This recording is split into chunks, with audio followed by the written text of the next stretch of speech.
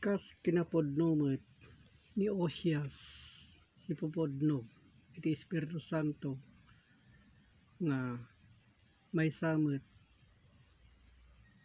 anapodno nga pampamati idi unanang aldaw iti daan atulag nga kinunana iti Osias 13 iti 12 iti kinadakes iti Efraim nabalkot iti basol anay dulin kas iti kay papanan na iti Efraim iso iti dila apanagsao akas kinunana ta iti Efraim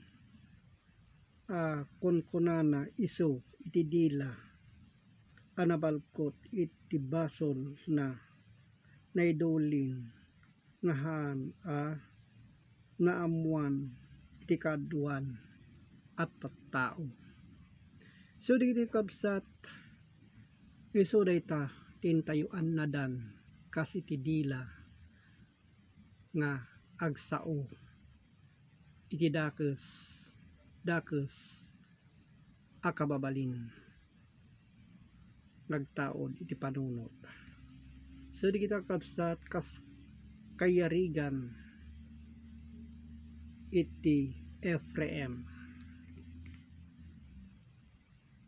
iti Osias 14 iti 2 ikuyogyo kadigiti sasao ket ag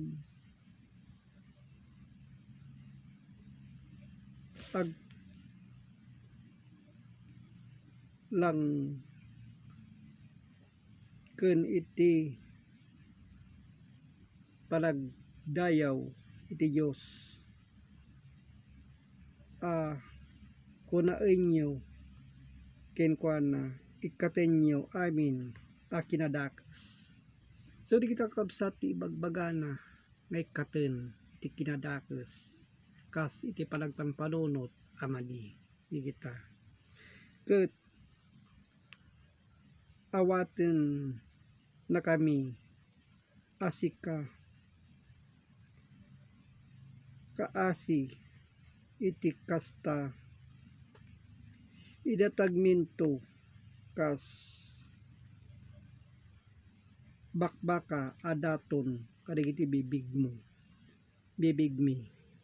ni kita kas nasasao itoy nga imbaga ni Osias iti daton tayo kakabsat kas kadigiti bibig han nga daton ibagbagana nga digiti animal kadigiti daddo mga kunkunada iti daton da digiti animal idi nga kunkunada dumanon nga ipuorda